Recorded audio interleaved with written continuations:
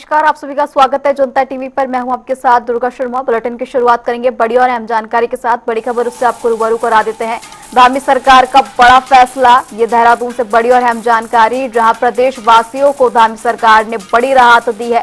15 साल पुराने कमर्शियल वाहनों पर अब फिटनेस फीस नहीं लगेगी। ये बड़ा अपडेट, जहां 1 वर्ष तक फीस नहीं बढ़ेगी। इस अवधि में पुरानी फीस जारी रहेगी। नई बढ़ी हुई फीस अब 21 नवंबर 2026 तक लागू नहीं की जाएगी। परिवहन विभाग ने अधिसूचना भी इसके लिए जारी कर दी गई है। ये बड़ा अपडेट, जहां धामी सरकार ने बड़ी राहत दी है। केंद्र की बढ़ी हुई फीस तत्काल रूप से लागू नहीं की जाएगी। धामी सरकार ने ये बड़ा फैसला लिया है और प्रदेशवासियों को बड़ी राहत दी, जिसमें कि अब प्रदेशवासियों को 15 साल पुराने कमर्शियल वाहनों की फिटनेस फीस नहीं देनी होगी। 1 वर्ष तक इसको अभी टाल दिया गया है। 21 नवंबर 2026 पर अब ये लागू होगी। इस अवधि में, इस पूरी अवधि तक पुरानी फीस ही लागू रहेगी और वाहन स्वामियों पर आर्थिक बोझ भी कम रहेगा।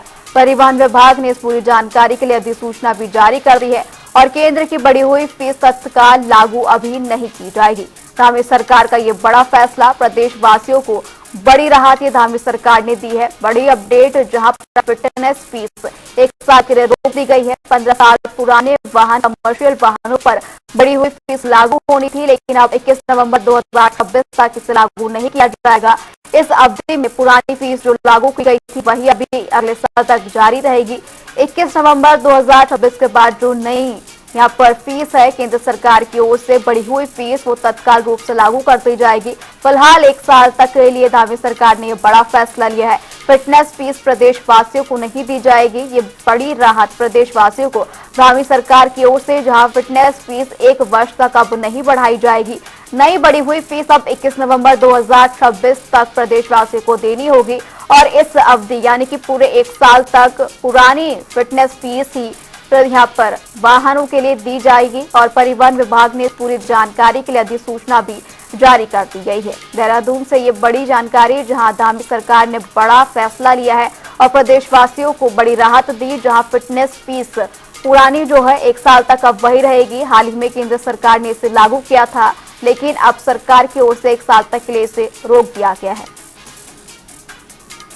इसी खबर पर ज्यादा जानकारी के लिए हमारे संवाददाता यशराज आनंद फोन लाइन पर हमारे साथ जुड़ चुके हैं। यशराज, ये जो है प्रदेशवासियों को बड़ी राहत जो है धामी सरकार देती हुई नजर आई है, क्या कुछ अपडेट, कब तक जो है ये राहत प्रदेशवासियों को मिलती रहेगी?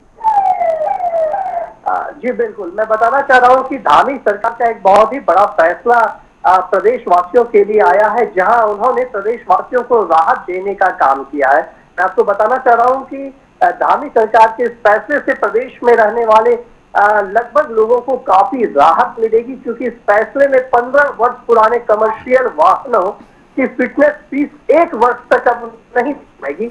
ये अपने आप में बहुत महत्वपूर्ण फैसला है। इस फैसले से कई ऐसे लोग हैं जो काफी खुश नजर आ रहे हैं और काफी खुश रहेंगे। वहीं मैं बताना चाह रहा हूँ कि नई बढ़ी हुई दरें अब 21 नवंबर 2026 तक लागू नहीं होगी। इस अवधि में पुरानी फीस ही जारी रहेगी। आर्थिक बोझ है जी वो काफी कम हो जाएगा। वहीं परिवहन विभाग ने संबंध में अधिसूचना भी जारी कर दी है, जिसको लेकर केंद्र की बढ़ी हुई फीस दरों को तत्काल लागू न करने का निर्णय लिया गया है। वहीं मुख्यमंत्री पुष्कर सिंह धामी ने कहा कि सरकार जनता पर अतिरिक्त बोझ नहीं डालना चाहती है। गरीब, मध्यम वर्ग और परिवहन व्यवसाय से जुड़े लोगों को यह राहत देने का काम करेगा और ये अपने आप में बहुत बड़ी बात है, क्योंकि उत्तराखंड में जो लोग रह रहे हैं कईयों के पास पुरानी गाड़ियां हैं, 15 साल से अधिक की गाड़ियां हैं, जो अभी भी वो उपयोग में कर रहे हैं। हालांकि केंद्र द्वारा एक नोटिस भी जारी किया गया था, लेकिन प्रदेश के द्वारा यह बताया गया कि परिवहन विभाग ने भी यह जानकारी दी है कि बढ़ी हुई नीति को अभी दरों को लागू नहीं किया जाएगा। तो प्रदेशवासियों के धामी सरकार लगातार खुशखबरी ही दे रहे हैं, लगातार कोई ना कोई नई सौगात दे रहे हैं, क्योंकि जब से उत्तराखंड 25 वर्ष का हुआ है, लोगों को तोहफा देने का, उपहार देने का काम कर रहे हैं और उनके द्वारा प्रदेशवासी कहीं ना कहीं जो काम किया जा रहा है वो राहत भरी खबर है, क्योंकि उनके आर्थिकी पर जो बोझ पड़ता है उस बोझ को कम करने के लिए इस प्रकार का फैसला धामी सरकार के द्वारा लिया गया है। जो तो धामी सरकार की यदि देखी जाए तो वो लगातार अपने फैसलों से प्रदेशवासियों को खुश करते आए हैं और कहीं ना कहीं गरीब मध्यम वर्ग और व्यवसायी वर्ग से जुड़े लोगों के जो लोग हैं उनके लिए राहत। जी ठीक है यशराज जी, तमाम जानकारी के लिए आपका बहुत बहुत शुक्रिया।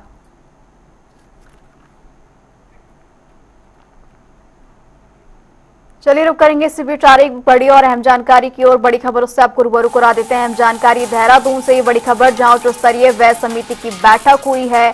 मुख्य सचिव आनंद बर्धन ने इस बैठक की अध्यक्षता की। प्रदेश की विकास परियोजनाओं पर भी विचार विमर्श हुआ। ये बड़ा अपडेट, जहां पर कुल 7 परियोजनाओं को इस बैठक में मंजूरी दे दी गई है। हरिद्वार रोड़ी बेलवाला सतीकुंड विकास प्रोजेक्ट को मंजूरी दे दी गई है। ये बड़े प्रोजेक्ट जहां इस बैठक में मंजूरी दे दी गई, कुल 7 प्रोजेक्ट हैं।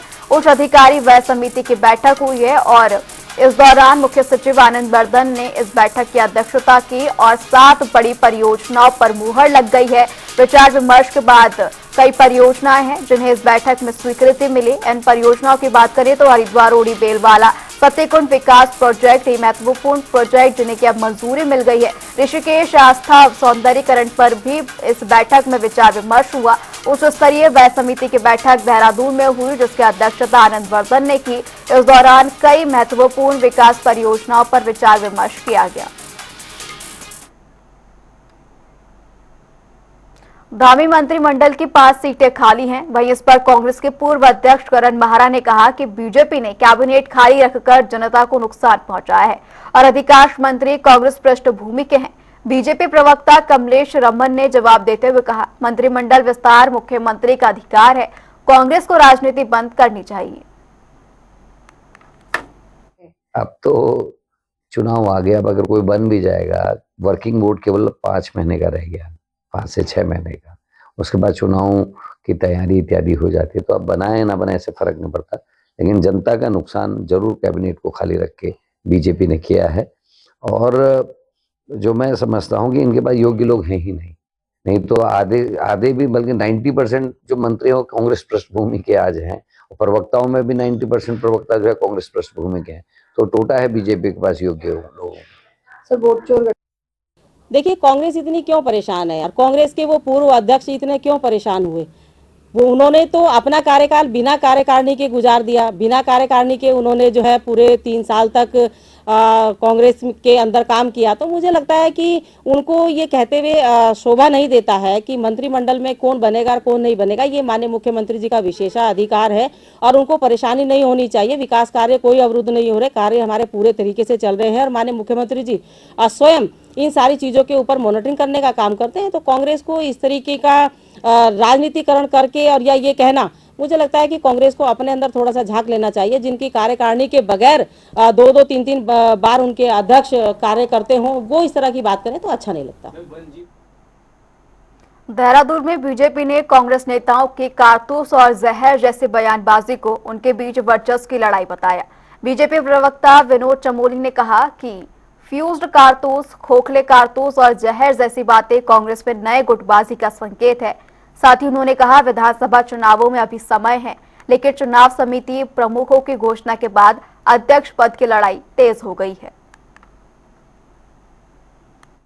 देखिए, कांग्रेस के अंदर हमेशा ही अंतर्कलह रहा है और इस समय वह वर्चस्व की लड़ाई चल रही है, जिसका मैं प्रमुख कारण जो मैं समझता हूं कि कांग्रेस ने समय से पहले चुनाव प्रबंधन समिति बना दी, चुनाव संचालन समिति बना दी। अध्यक्ष तो पार्टियों के बनते हैं, उसमें तो कोई दिक्कत नहीं है। और हरीश रावत जी भी कांग्रेस का एक बड़ा चेहरा, चिरपरिचित चेहरा है, पुराने राजनीतिज्ञ हैं। तो कुल मिलाकर वहाँ पर एक वर्चस्व की लड़ाई आज प्रारंभ हो गई है। हरीश सिंह रावत जी का संभवतः प्रयास होगा कि वो कांग्रेस को दोबारा से ग्रैब कर लें और वो तब तक संभव नहीं हो पाएगा जब तक हरीश रावत जी को हाशिए पे नहीं लगाते हैं। तो ये इस प्रकार एक वर्चस्व की लड़ाई इस समय कांग्रेस के अंदर चल रही है और मैं समझता हूँ कि समय से पहले चीज़ों को तय करने के कारण ये लड़ाई साल भर के अंदर इस चरम तक पहुँच जाएगी कि कांग्रेस स्वयं को ही नहीं संभाल पाएगी, चुनाव तो कहाँ लड़ पाएगी। देहरादून में कांग्रेस प्रदेश अध्यक्ष गणेश गोधियाल ने पार्टी कार्यालय में गतिविधियों को सक्रिय बनाने की पहल शुरू कर दी है। उन्होंने कार्यालय में विभिन्न कक्षों का निरीक्षण किया और वरिष्ठ नेताओं की नियमित उपस्थिति सुनिश्चित करने पर भी जोर दिया।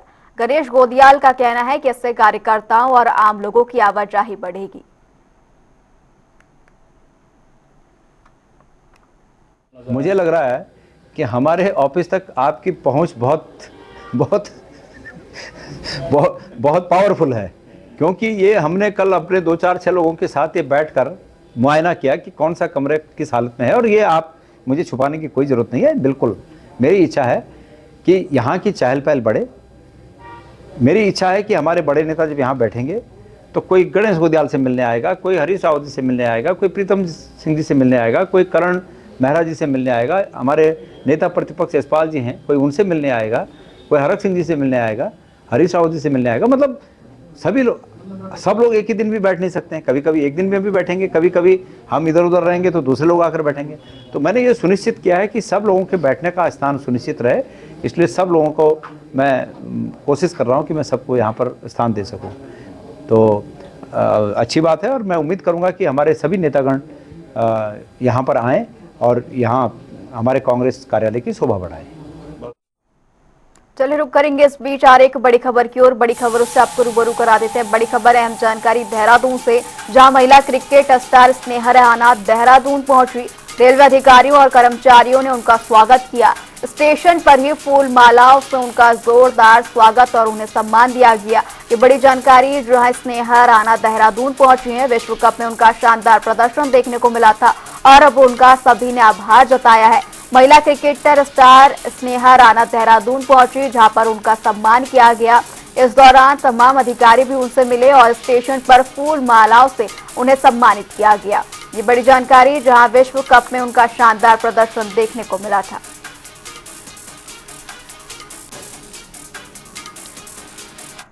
वहीं प्रदेश के पहाड़ी क्षेत्रों में लगातार ग्रामीणों पर जंगली जानवरों के हमलों की घटनाएं सामने आ रही हैं। बीजेपी प्रवक्ता कमलेश रमन ने कहा कि सरकार सुरक्षा के सभी इंतजाम कर रही है और अधिकारियों द्वारा निगरानी लगातार जारी है। उन्होंने कहा कि ऐसी घटनाएं दुर्भाग्यपूर्ण हैं, लेकिन वरिष्ठ अधिकारी पूरी गंभीरता के साथ इसे रोकने का प्रयास कर रहे हैं ताकि भविष्य में पुनरावृत्ति इसकी ना हो।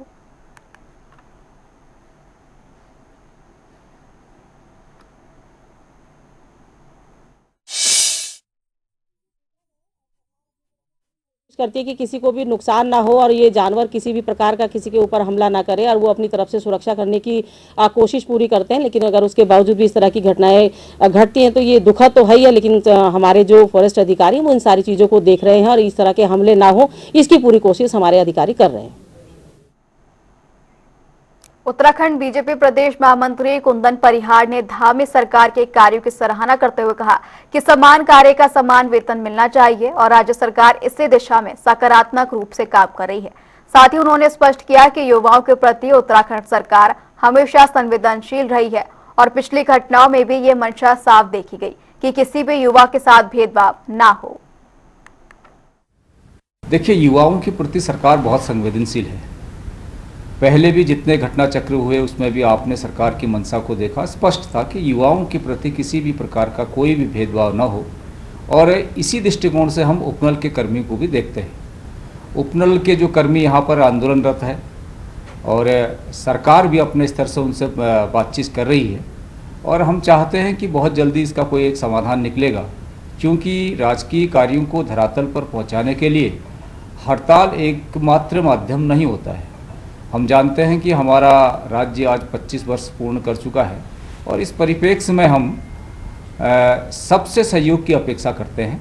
हम यहाँ के जनता जनार्दन से भी जहाँ सहयोग की अपेक्षा करते हैं, वहाँ जो राजकीय सेवा में अपना सेवा जो दे रहे हैं उनसे भी सहयोग की अपेक्षा करते हैं और इसी प्रकार से उपनल के जो कर्मी हैं उनसे भी सहयोग की अपेक्षा करते हैं, ताकि हम इस राज्य को उसके जिस कारण से इस राज्य की अवधारणा को साकार किया गया, जिस कारण से राज्य बनाया गया, वो राज्य की अवधारणा पूर्ण हो सके। इसलिए सबको इस राज्य के विकास में, इस राज्य को आगे बढ़ाने में सबको सामूहिक रूप से प्रयास करना चाहिए और हमारी सहानुभूति उपनल कर्मियों के साथ है। निश्चित रूप से सरकार इसका कोई एक बेहतर समाधान निकालेगी। हल्द्वानी में कुमाऊं के नगर निगम की बोर्ड बैठक संपन्न हुई। इस दौरान मेयर और सभी 60 वार्डों के पार्षदों ने हिस्सा लिया, जिसमें कि कुल 28 प्रस्तावों पर विस्तार से चर्चा हुई। साथ ही निगम ने नए बोर्डों से कमर्शियल टैक्स की वसूली की अंतिम तिथि 31 दिसंबर तय की है। इसके साथ ही सभी पार्षदों को स्टैच्यू ऑफ यूनिटी और अहमदाबाद नगर निगम के क्रियाकलापों का अध्ययन करके भेजने का निर्णय भी लिया गया। इसी कड़ी में निगम ने मंगल पड़ाव में शॉपिंग कॉम्प्लेक्स बनाने और इसी के साथ खाली भूमि का व्यावसायिक उपयोग करने और निगम कार्यालय के विस्तारीकरण को भी मंजूरी दी।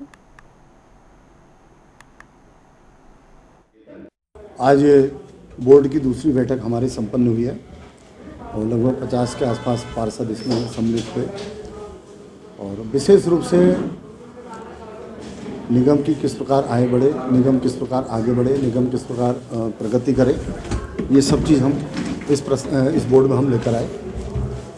और दो चीज़ें हमने जो प्रमुख रूप से आपके माध्यम से हम और लोगों को भी बताना चाहते हैं कि पहला कि जो किराएदारी जो हमारी थी उसमें हमने उसको समय 1 महीना और बढ़ा दिया है। इसी प्रकार जो ग्रामीण क्षेत्र में था जो वहाँ से आना था कॉमर्शियल टैक्स, उसके लिए भी हमने 31 दिसंबर तक लास्ट डेट रख दी और आपके माध्यम से भी कहना चाहता है कि वो अब आगे को नहीं बढ़ेगी। इसी प्रकार जो किराएदारी वाला मामला था उसमें भी हमने आज बोर्ड बैठक में पास किया है कि अगली बार से हम इसको किसी भी कीमत पर समय नहीं बढ़ाएंगे। बोर्ड बैठक में मेरे द्वारा भी मैंने भी बहुत सारे प्रस्ताव दिए हैं। पहला प्रस्ताव मेरा है पार्षद निधि, जो कि हर पार्षद को पार्षद निधि मिलनी चाहिए और अगर पार्षद निधि मिलेगी तो वो अपने वार्ड में अपने अनुसार भी काम करा सकते हैं। और दूसरा मैंने दिया था लघु उद्योग जो कि महिलाओं को घर बैठे कार्य करने का मौका मिले और जो हमारे क्षेत्र में सरकारी स्कूल आते हैं उनकी व्यवस्थाओं को ठीक करने के लिए और सड़क और नालियों को ठीक करने के लिए। वैसे नगर निगम में हमने पहले भी बहुत सारे प्रस्ताव देते हैं जो कि उसमें अभी तक कोई भी काम नहीं हुआ है नगर निगम द्वारा। तो मैं यही कहना चाहती हूँ कि नगर निगम पूरी तरह से फेल हो चुकी है। अगर इस बार हमने जो प्रस्ताव दिए हैं अगर वो पूरे नहीं होते हैं तो हम अगली बार बोर्ड बैठक का बहिष्कार करेंगे। आज बोर्ड बैठक तीसरी जो थी, इसमें सर्वप्रथम मीडिया परिवार और हमारे नगर निगम का धन्यवाद है, जिसमें प्रस्ताव जो हमने रोड पानी बिजली के लिए दिए गए थे उस पर तो कार्य होने के लिए पूर्ण आश्वासन दिया गया है और हो भी रहे हैं। वर्तमान में 28 प्रस्ताव नगर निगम बोर्ड में आए थे जो ध्वनि मत से संपूर्ण पार्षदों ने पास किए हैं और जिस पर कार्य भी होगा। इसमें एक विशेष प्रस्ताव पार्षदों को एक खुशी की लहर जैसी मिली 27 नंबर में, जिसमें कि पार्षदों को एकत्रित होकर 60 पार्षद घूमने जाएंगे, जिसमें विशेष तौर पर उनको अहमदाबाद ले जाया जाएगा, जो अभी इनको सभी स्टैचू को दिखाने के लिए उनको क्या है उनका सरदार पटेल जी का जो स्टैचू है उनको दिखाने के लिए और उस वहाँ के महानगर को देखने के लिए ये महापौर ने बहुत अच्छी पहल की है, उसके लिए धन्यवाद के पात्र हैं। और नगर निगम में लगातार कार्य हो रहे हैं, जैसे अभी हमारा नव भवन तैयार होने वाला है, कुछ समय बाद उसमें कार्य शुरू होगा, ऐसा मेयर साहब ने बताया। एक बिल्डिंग है जो उसमें हमारे कर्मचारीगण अभी जगह नहीं हो पा रही, जैसे बेसमेंट में बैठ रहे हैं, उनके लिए स्थान दिया जाएगा उस पर। देवभूमि उत्तराखंड की राजधानी देहरादून इस बार एक बड़े राष्ट्रीय आयोजन की मेजबानी करने जा रही है। बता दें, अखिल भारतीय विद्यार्थी परिषद का 71वां राष्ट्रीय अधिवेशन 28 से 30 नवंबर तक परेड ग्राउंड में आयोजित होगा, जिसका उद्घाटन 28 नवंबर को सुबह 11:30 बजे होगा, जिसमें इसरो के पूर्व चेयरमैन एस सोमनाथ मुख्य अतिथि के रूप में मौजूद रहेंगे। वहीं पश्चिमी उत्तर प्रदेश के क्षेत्रीय संगठन मंत्री मनोज निखरा के मुताबिक देश के 46 प्रांतों से लगभग 1500 प्रतिनिधित्व इस अधिवेशन में भाग लेंगे, जिसको लेकर उत्तराखंड के कार्यकर्ता तैयारियों को अंतिम रूप देने में जुट गए हैं। भारतीय विद्यार्थी परिषद का 71वां राष्ट्रीय अधिवेशन आगामी 28, 29, 30 नवंबर को देवभूमि उत्तराखंड की देहरादून में परेड ग्राउंड में संपन्न होने जा रहा है। इसका उद्घाटन समारोह 28 तारीख को सुबह प्रातः 11:30 बजे रहने वाला है। इसमें मुख्य अतिथि के रूप में इसरो के पूर्व चेयरमैन एस सोमनाथ जी इसमें उपस्थित रहने वाले हैं। पूरे देश भर के विद्यार्थी परिषद के 46 प्रांतों के 1500 प्रतिनिधि इस अधिवेशन का हिस्सा बनने वाले हैं और देवभूमि उत्तराखंड के सभी कार्यकर्ता उनकी व्यवस्थाओं में सब लगे हुए हैं। अल्मोड़ा के डबरा राजकीय उच्च माध्यमिक विद्यालय के पास बच्चों ने जंगल में संदिग्ध पदार्थ देखा। सूचना पर पहुंची पुलिस ने 161 जेलेटिन रॉड बरामद की, साथ ही बम डिस्पोजल और डॉग स्क्वाड टीम बुलाकर सैंपल भी लिए। हालांकि अज्ञात के खिलाफ मुकदमा दर्ज कर पुलिस ने जांच शुरू कर दी है।